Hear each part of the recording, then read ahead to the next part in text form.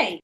Okay, Baruch Hashem. All right, so happy to see everybody. I really am. And it's a very interesting parsha. We're going to learn a lot of some really beautiful ideas. So, first and foremost, we have to know Yisro was the parsha where we got the Torah. And as we're progressing through this book of Shemos, you're seeing that the parshas are all tied to what happened at Har Sinai, okay?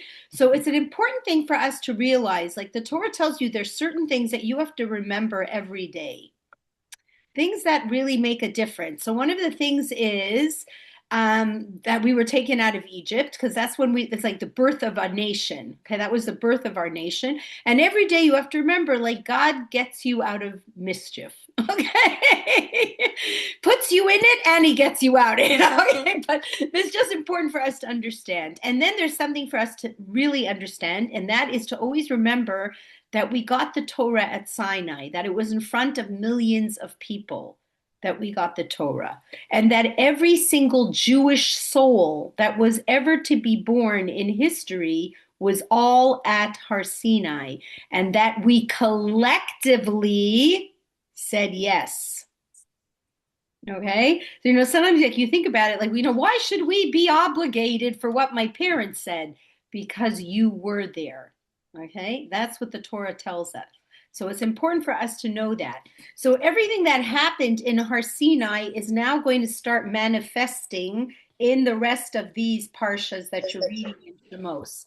So right after Har Sinai, the Torah tells you the idea of the Mishpatim. The Torah tells you, just like the Torah was so, getting those 10 commandments so awesome, and it's all from Hashem, so are all the rest of those 613 mitzvahs. So if we got 10, the rest of the 603 mitzvahs, they're all coming from Hashem. And remember we said, like, Har Sinai said things like, do not kill. And, and I said, everyone here is too sweet to ever kill. So what does that mean? Do not kill. Like, we're not going to be picking up a gun and trying to assassinate a president. Okay. That's not our job. But what could do? What could we do by mistake when we look at the word kill? You could say something very hurtful and that could kill someone. You could embarrass someone and that's called killing someone. You can make a joke on someone else's expense, right? The Torah tells you those ideas, lashon hara. You can kill someone's reputation easily, right? And then people don't forget it. It's not such a simple thing, okay? So that kind of thing can happen, right? So the Torah is telling you, yes, and in a crazy fit of rage, maybe we would kill too, God forbid. But you hear what I'm saying? So all of the details of the 10 commandments, all of the Torah was given at Har Sinai. Okay, so that's another reason to remember. And then something really, really, really important at Har Sinai, where Hashem says, I want you to know how important each and every Jew is. All right, so the Torah says, like Hashem says to Moshe, warn the Jewish people, don't let anybody come near the mountain and touch it. Like sometimes you see people in a mob, like at these ball games and soccer games, like the game's over and the whole mob, rushes the field, right? So like you could have imagined, like everybody was so excited, like this whole thing at Sinai, you could see that people could rush forward and want to start climbing up the mountain and seeing God. And God says like this, if one person touches the mountain, it will be as if multitudes of people did something wrong, right? And multitudes of people could die. So what did the Rashi teach you? Rashi tells you each and every single Jew is so important in the eyes of Hashem as if it's like an entire group. So what else does Hashem tell you? If the whole collective Jewish people would not have said Naaseh v'nishma, then it wouldn't have happened. Okay? What else does the Torah tell you? That that each and every one of us is considered like a letter in the Torah, right? There's 600,000 letters in the Torah. If there's a little scratch on one of the letters, guess what? Torah is not worth anything. Puzzle. So each and every one of us, listen carefully, is equally valuable. Now, you may play different roles, but you're equally valuable. Okay. So if, God forbid, there was a Jew who was really, really sick and he's on life support, and the only way he could live is if all the Jewish people ate chazer on Yom Kippur, we would have to eat chazer on Yom Kippur to save the life of one Jew. Do you understand? That's how important each and every one of us is. So last week, who got arrested from the royal family? Anybody listening to the Yeah, news? Shem. Yeah. Andrew. So it's very cute. I work with someone from Britain, and we were talking about it today. She was talking to me, and she told me his name was Randy Andy. Did you know that? Yes, long ago. Did you know? Yeah, Marie, you knew that? I'd heard Randy oh, Andy. Okay, so yeah, when he was long ago involved with Epstein, nice Jewish boy, Epstein. no, Oi, no, never, please Hashem. Anyway, yeah. Randy. So now I was thinking about it. Okay, so who is the so Randy Andy, obviously things were not good for this guy. Okay. And then if you think about it, when you think about Harry and William, right? What did Harry do? What did Prince Harry do recently? Like he kind of abdicated, like he left the royal family, right? They moved to America.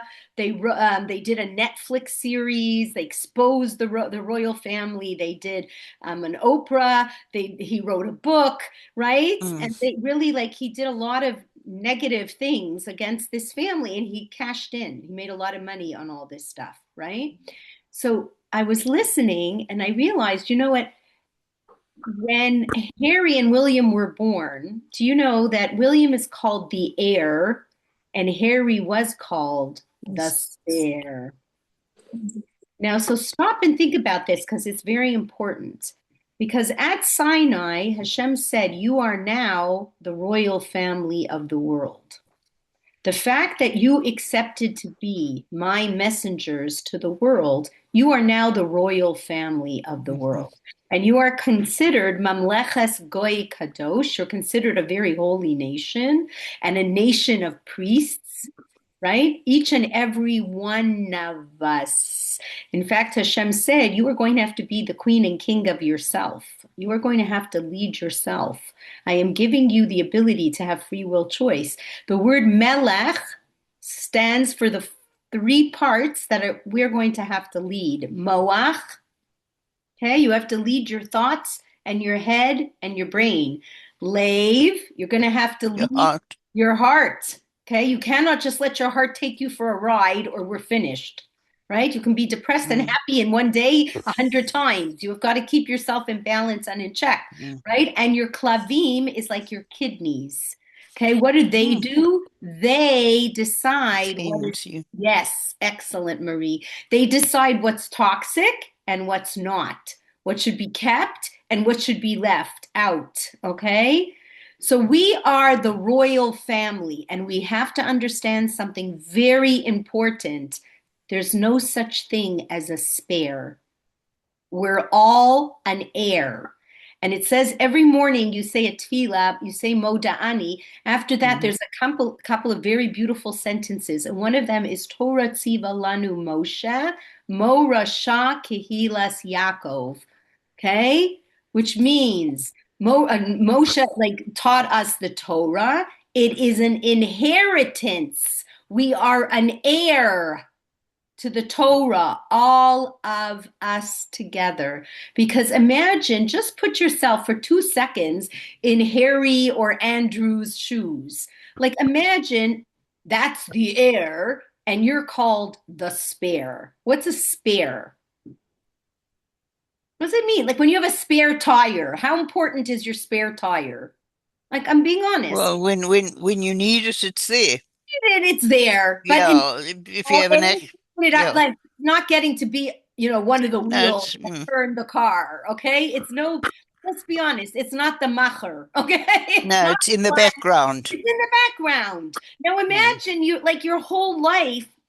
You're designated as okay. Well, if we need you, we'll call you.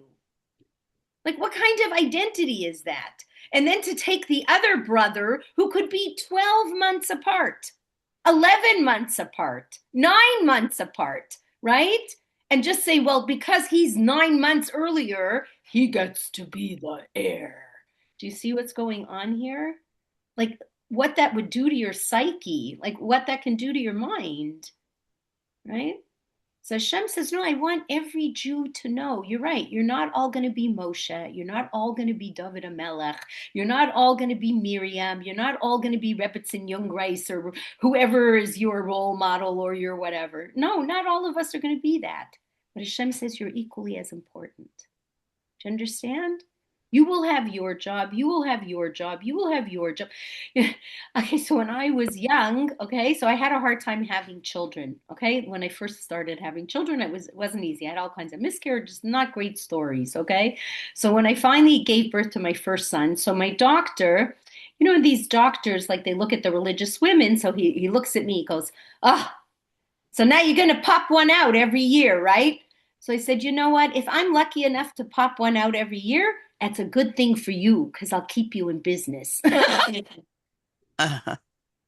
So what was I trying to say? What was I trying to say? Just like you need a doctor, guess what? A doctor needs a patient. He's a patient, right? Okay? So Hashem did something so amazing. He wants you to remember this every single day, that each person needs the next person. All right.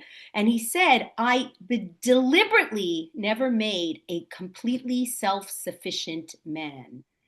That's what I'm worried about with this robot business.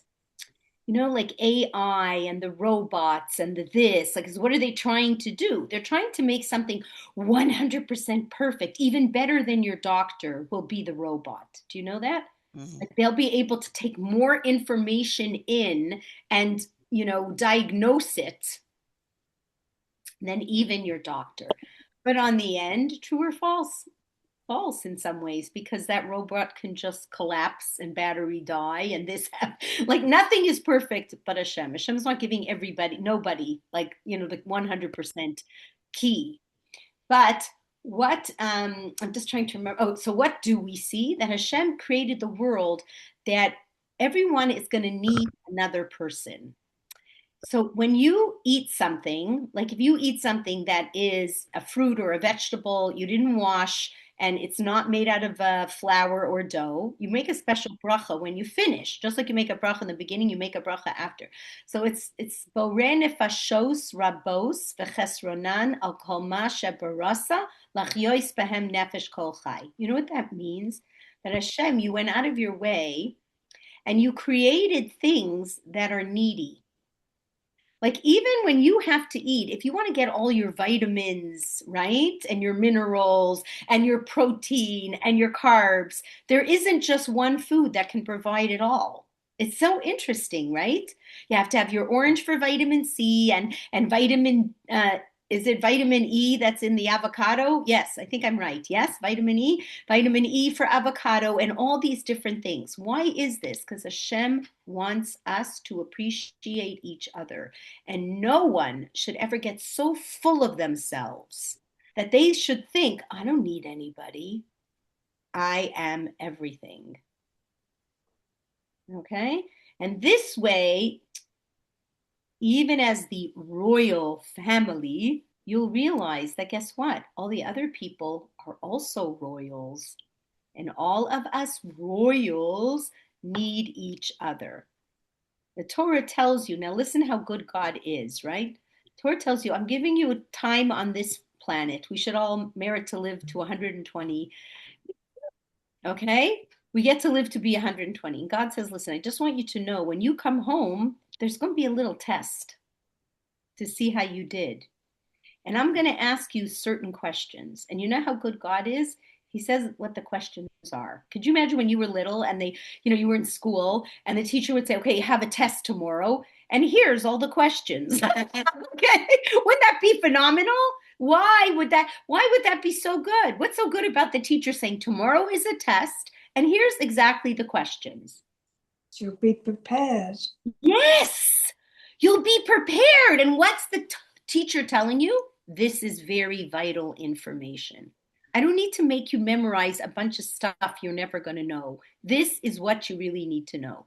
So one of the questions, okay, when you will get to the world to come, and God will ask you, okay, so let's talk about how you used your time and how you were on the planet.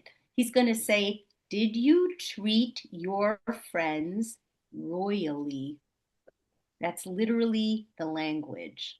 Did you treat your friends royally? Isn't that interesting? What does that mean? Did you treat your friends royally? What does that mean? Give me an example. Like, what would that mean to you if somebody treated? Respect. Ah, okay. Phyllis, respect. Excellent. Okay, so what does respect mean? I'm being honest because today, trust me, if you would ask people what does the word respect, like go and ask Generation Z, okay, Gen Z, what does respect mean? I'm really curious what they would say. I'm being really honest. I wish I was kidding, but I'm not, right? How much respect do you see out there? Does anybody see any? I mean, go on social media, okay? Just for 2 minutes, see what does the word respect You're mean? lucky. You're lucky if you get even a thank you or a please. Yes, Never mind the real yes, yes. kavod. Yeah, you're right. You just said it so well, Tanya. You said it so well. You hold the door for someone that they don't even notice. Like it doesn't mean anything to them. They're too busy on the phone. They don't even know what you're doing. You know what I mean? Like, right? Right? The way people drive, they really drive respectfully. Like I'm just being honest. So what does it mean? Like, so what would you define like when you would say respect? Like because we have to answer to this. Like Shem is going to ask us, did you treat your friends royally? So what does that mean? Like we don't want to get there and we're going to go, what do you mean by that? Too late. ואהבת לרעך כמוך. Which means, good. What does that mean? with honor, Yeah. with decency, with um, not being horrible or nasty. Yes, yes. Okay, so some examples. Someone is talking to you, you actually listen, you actually give them eye contact, you make them feel heard. You know what I mean? You make someone feel heard, like not you're looking over their head and seeing if there's someone else coming, or you're turning your head, yeah, yeah, sure, you know what I mean? And you're on your way out, right? Royally, someone tells you something kind of secretive, what would royally be? You don't tell their stuff. You know what I mean? You don't go, guess what I just heard? You know what I mean? Like, babe, I'm not so sure she would really want me to say it. Like we have to be so careful, right? That's what royally is. Royally is like, I'm concerned. I'm thinking about you. I let you go first. I make you feel like what everyone said, I guess, respected and loved and And recognized honored. and honored. I give you this word, which is really hard, covet. Okay, covet. Yeah.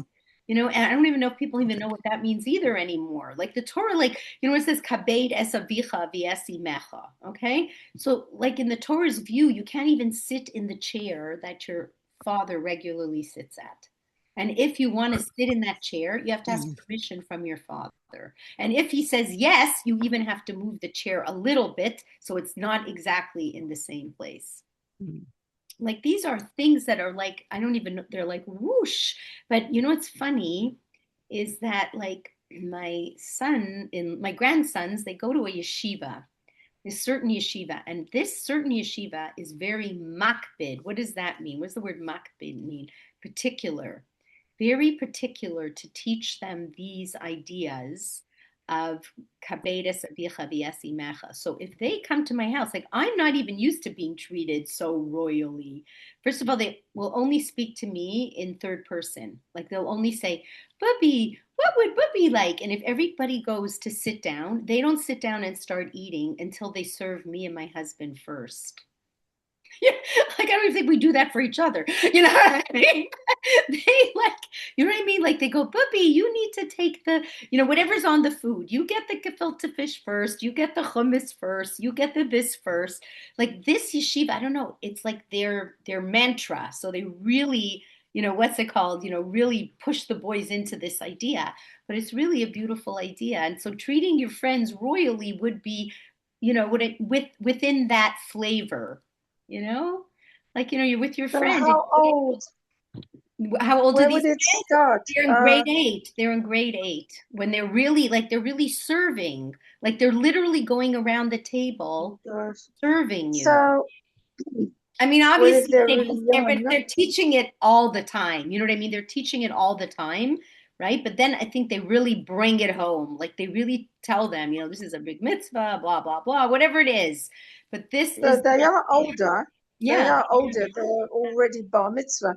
What about the younger ones? They learn very The fast, younger and if ones you are good teach them too. Like please the and younger thank ones are you, good because they really actually learn a lot from the brothers. You know what I mean? And generally speaking, in Judaism, this is a big part of us.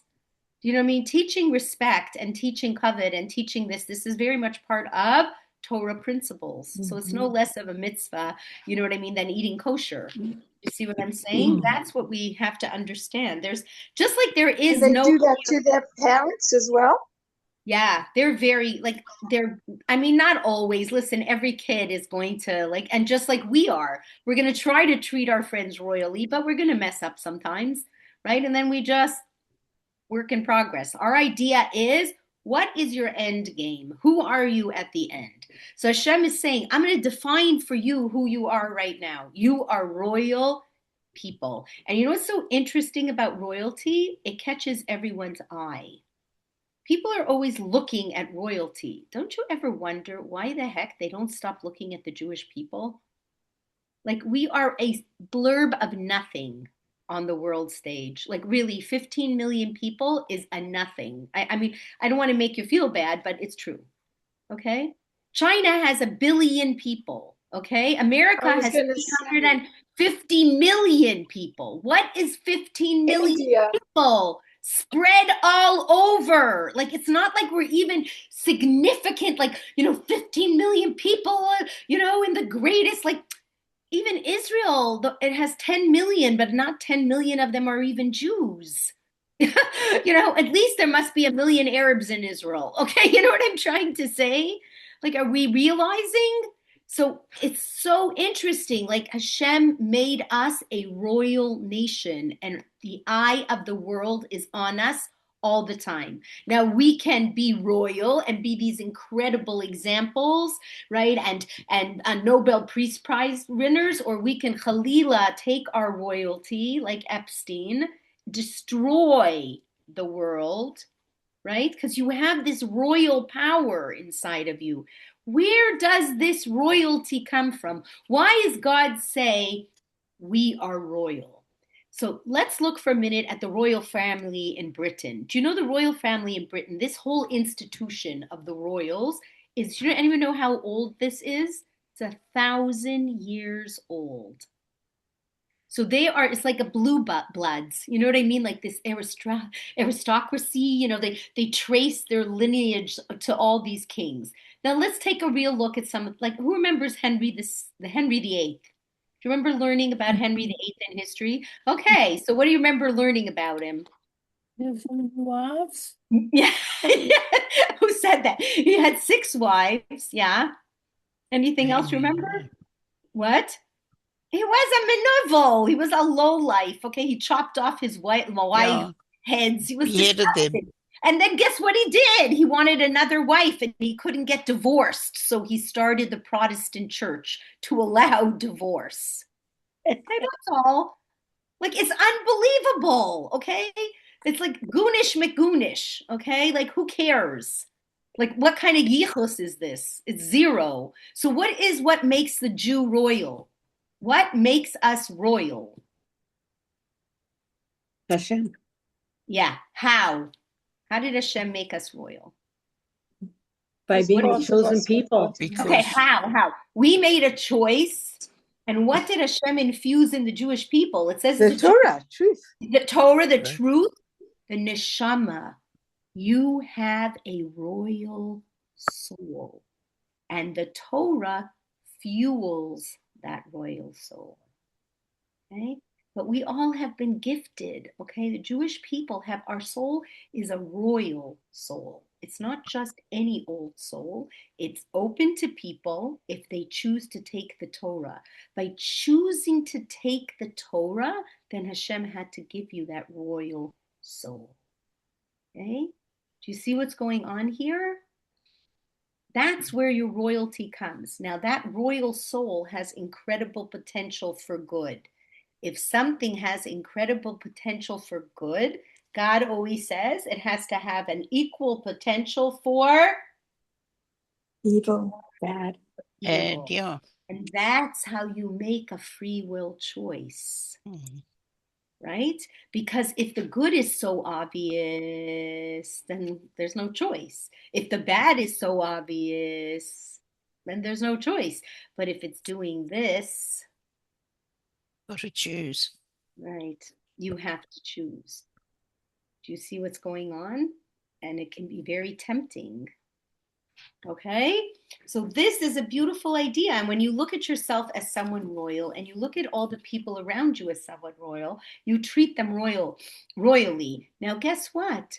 Real royalty, someone who really appreciates what a person is, what a human being is, will treat a non-Jew royally too, right?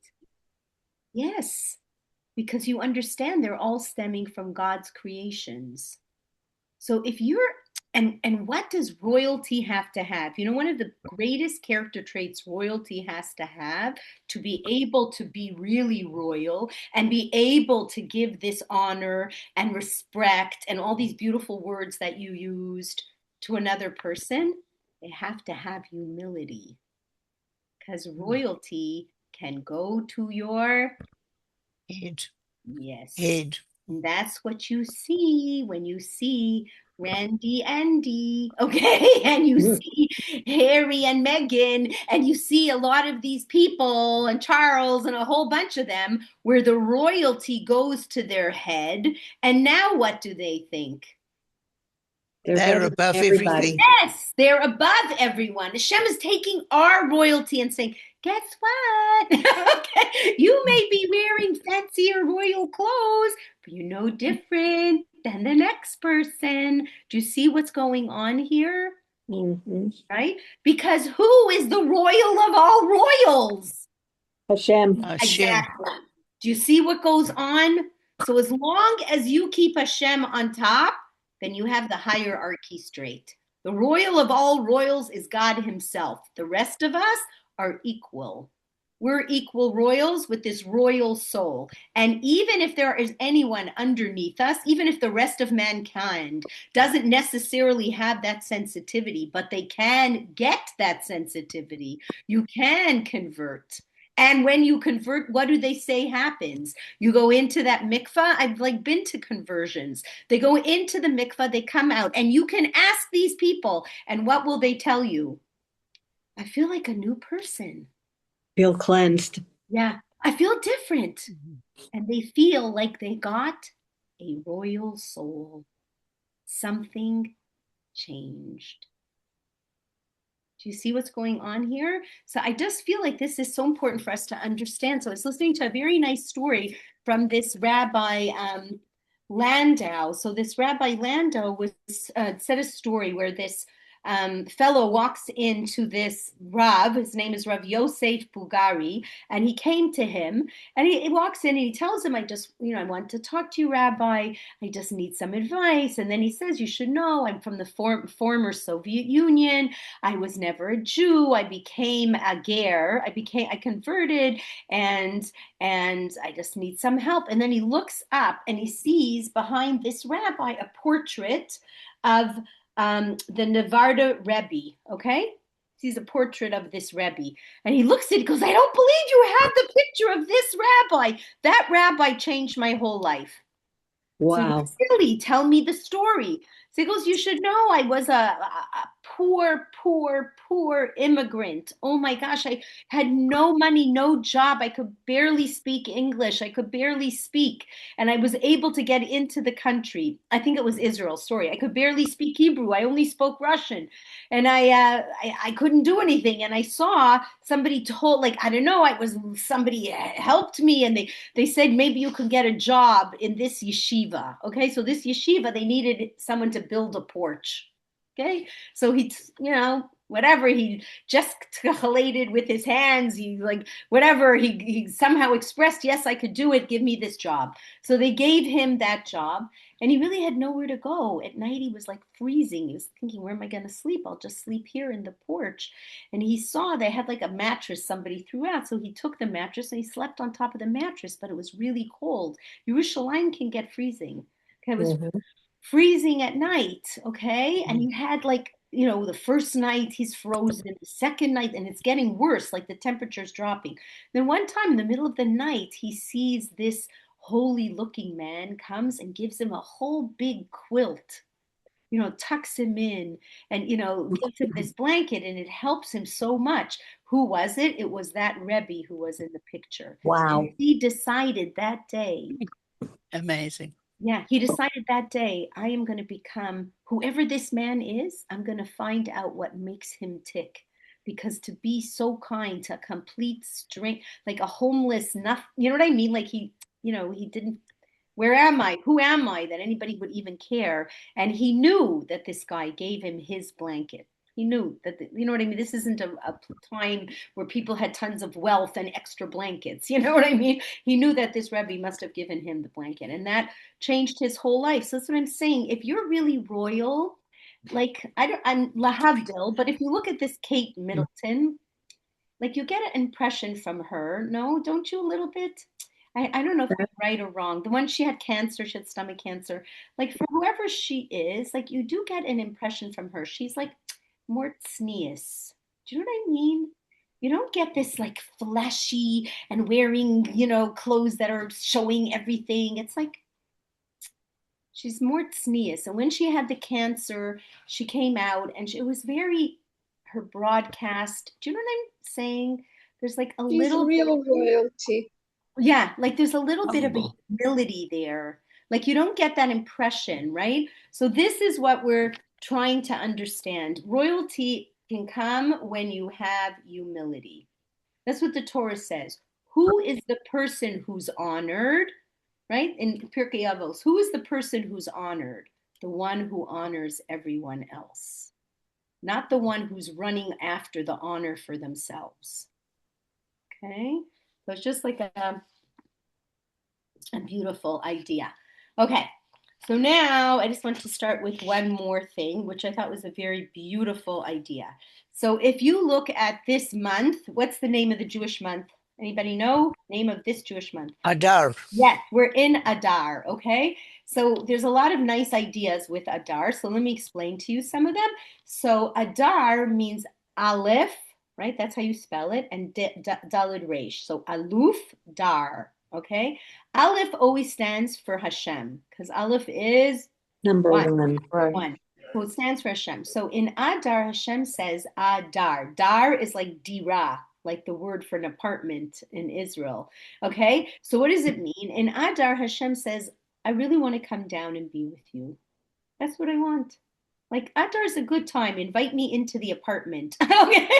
Make a little apartment for me. And that's what they were doing in this week's Parsha. They were building a Mishkan. So it was like a home, a physical place for Hashem, just like Har Sinai was. Just like at Har Sinai, Hashem came down, so to speak, right? And he really was with the Jewish people. He said the first two commandments were said by God himself. Like the Jewish people were like, and really, I told you, it must be true because this could never have perpetuated all these other religions. Like, there is nothing for Catholicism to win by saying that the Jewish people were the chosen people. And there's nothing for Islam to say that Abraham was the first and all this kind of stuff. I'm being honest. Okay? Really, the whole stuff is all made up. They could have made up whatever they wanted. And believe me, the last thing they want to do is admit that we were first. So if they did, it was because it was undeniable. It's the only religion of the three major religions that talks about God having a revelation to millions of people. Like that's not something you can lie about. Okay? Because that would be destroyed on the spot. If you look at Catholicism and Islam, so Muhammad has his own personal prophecy, and then Yashka has his own personal revelations. Do you know what I'm talking about? The same thing, like who are the Mormons? Did you ever look up what the Mormons was? This guy wanted to have another wife, wanted to have more than one wife, right? And suddenly he has a prophecy, okay, that nobody else saw. Okay, just this guy who wanted his second wife. Do you know what I'm trying to say? Okay. So Hashem said, just like I came down at Har Sinai and you had that special place where you have an opportunity to meet me, I want to build for myself a place on earth. So the first place was the Mishkan, then the first temple, then the second temple. And God willing, there'll be a third temple.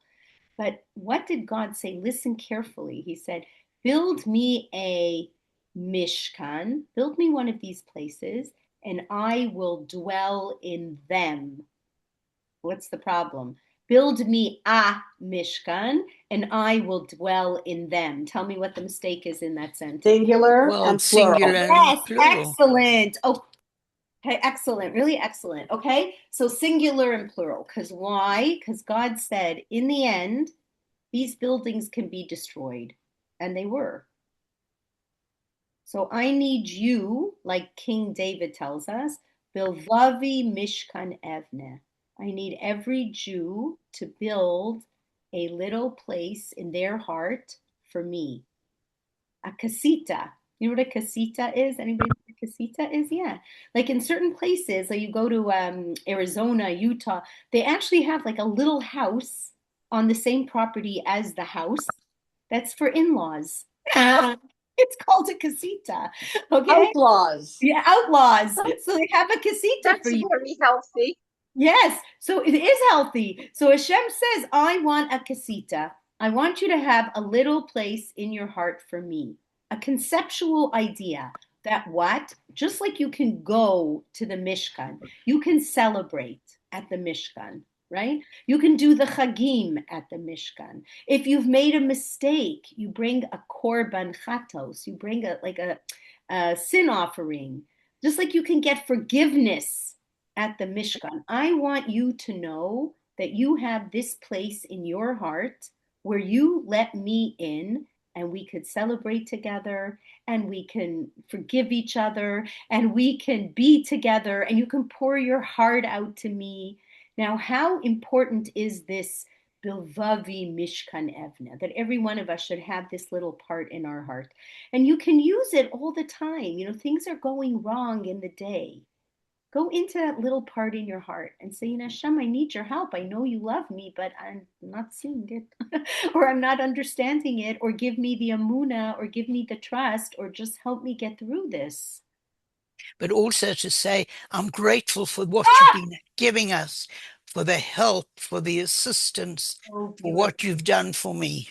beautiful. Thank you so much. Thank you so much. Beautiful. Beautiful.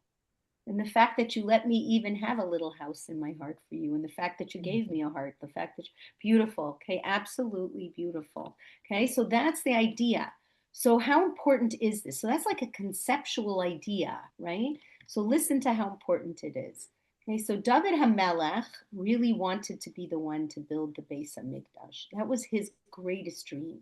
So he was like one of the major architects, like they follow whatever Hashem said. He drew up the plans, he got all the materials ready. And Hashem said to him, I'm really sorry, you're not going to be the one to build it. My house has to be a house of peace. And the hands that build my house could never have touched any weapons of war. And David HaMelech was a real famous general, besides the, right? Warrior. Right, he was a warrior. So he would not be able to build it. And Hashem said, don't worry, your son Shlomo HaMelech will. The day of the inauguration of the temple. So just imagine, like the Jewish people were probably on a high. This is one of the best periods in Jewish history. Hey, there's peace in the land. Everybody is, cooperative. Everybody's loving each other. We're going to have a house for God. And this house for God is renowned all over the ancient world. Okay, like non-Jews came, right? Every Sukkot, there were 70 sacrifices that were given up on behalf of the 70 nations. All right. So the whole world is coming to this. All right. So now Shlomo Melech, what's his, he gets to be the one who, cuts the ribbon, that opens the door. So he goes up to cut the ribbon to open the door. And guess what? Doors won't open. So all eyes are on Shlomo Melech. The doors are not opening. And he's crying out to Hashem, like, help, help, you've got to open the doors. Not opening the doors. Please, Hashem, in this merit, in that merit, not opening the doors. Until he said, in the merit of my father, David HaMelech, open the doors. And the doors open. Because Bilvavi Mishkan Evner. It's not about the building, right? That's the shell. It's what's inside the building. So that's what Hashem was telling the Jewish people. The person who loved me and loved the Jewish people more than anything, definitely David HaMelech. What did David HaMelech, what's the greatest gift David HaMelech gave the Jewish people? Tehillim. Tehillim. You know that there are, how many books? Doesn't anybody know how many books of Tehillim there are? 5. 5 books. And what else has 5 books? Didn't catch what you were saying. Yeah. What else has 5 books? Chumash. Yeah, the Chumash, the 5 books of the Torah. So they say the 5 books of the Torah is Hashem's gift. What David HaMelech gave you here was the 5 books of emotion and passion and feeling, right? Because David HaMelech, what kind of life did he have? Terrible. You looked at it from the outside, he struggled with every problem that a person, okay, like health and rebellion and fear and depression and any problem that could happen out there happened to David HaMelech. And he still stayed 100% close to Hashem. And he wrote these Psalms for each one of us so that when we would go, God forbid, through our own trials and tribulations that are not easy, you would have the words that could comfort you and connect you to Hashem. That's really something. So if anyone was a royal, David HaMelech was an incredible royal who treated everyone royally. Okay, so Am I right that power went to King Saul's head? a little bit, like because it's very hard when you're. I mean, very smart boy. Shlomo Melech was only 13 when he got the throne. So you can imagine that wasn't an easy story. He was only 13. And when Hashem said to him, he was so smart. Hashem said to him, I will give you anything you want. I'll give you anything you want, to help you with this throne and this responsibility. And what did he say? Make me smart. What's the hard part when you're so smart? You're sometimes too smart. Think you know everything. Yes, Hashem said, do not have many wives and do not get many horses from Egypt. Like, the same thing like today, nothing is changed. That's what I was thinking about. Nothing has changed. Gashmias and ego. No, yeah. I was talking about King Shaul, King Saul. Oh, King Shaul. I thought you said Shlomo. King Shaul. No. Yeah. King Shaul's is a really, it's a sadder story. It's a very sad story. King Shaul's a very sad story because one thing about our leaders, we never portray them, as saints. Like if you look in the Second Testament, everyone is a saint. No one ever did anything wrong. And Yashka too, and Mary too, and all these people, okay? They never did, they're like, according to the Talmud, there's no such thing as an immaculate conception. We all know how we have, of course, like, yes. You know what I'm saying? That's just, there's this whole, you know what I mean? Making everyone a saint. By us, we make everyone very real. I think it's very important because I think that helps with this idea of you can have very different roles, but yet everyone is equally as important. Because everyone will be, do you know what I'm trying to say? It's not because you got this role that makes you a tzaddik or you got to work and you got to stay there. So for Shaul Melech, there was a lot of, what's the word? There was a lot of disappointment that he had in himself. And it was really, really hard for him to lose the throne the way he lost it, because he really thought he was doing the right thing. Do you know what I mean? And then he was reprimanded, and then like you can't be the king anymore. Like these things are extremely painful. Like these consequences are not simple. But anyway, so that was for today. So I'm very, very, very, very grateful that everybody came. Does anybody have any questions? I just want to, oh, wait, I got to finish with this because it's very important. Okay, so Misha Nichnas Adar Marbin Besimcha. What does that mean? Whoever comes into the month of Adar, Be happy. Yes, be happy. be happy. Actually, be a little happier. Okay, happier than you may be. So Torah says, how do you get happy? Two things: wine. Okay, so everybody could drink a little more wine. Two, learning Torah, because Torah is clarity. Nothing makes you more happy than feeling like you know what you're supposed to be doing, and I'm doing it. Like that, nothing makes you feel better than clarity. Okay. And the third thing is making other people happy. Arbim b'simcha means increase the joy out there by making other people happy. And that could be with simple things. It doesn't have to be with, giving presents for $1 million. It could just be saying hello and calling someone and giving them a hug. And that's them. Okay, so everybody, so I wish you a very beautiful Adar. Yes, do you want to say something? Sorry. Yes. How's the also rabbi? do. Well, so the rabbi feels better. We both have these colds. Like, I don't know if anyone else. No, If you're nothing catching a like that. cold now, it is really hard to shake it, That's Yeah. what I don't know. I've had every injection and every inoculation possible. So please God, that's helping me not to Amen. get any of it. Gail, I just want to mention years ago, I learned the beginning of the shiur, you spoke about one of the commandments of do not kill. Yes. And I learned then that in actual fact, look, I don't know what the Hebrew word is, Yeah. and that it should be murder, because Yeah. murder is actually intentional Yes. in 9 out of 10 cases to kill, to Yeah. murder someone. But killing, like we have the Israeli army, they killing all Yes. these terrorists, Yes. but Yes. as such, they're not, I don't know, in That's my not eyes, they're murder. not No, they're committing. not in anyone's eyes. No, The so the Torah word tells should you- actually be murder. Yeah, so I Thou guess shalt I not could use the word murder. murder instead of use the word kill. I could be using. It could be just an Yeah, as I say, I don't know English. what's exactly Yeah. written They're in tough. Hebrew Both and are how tough. it.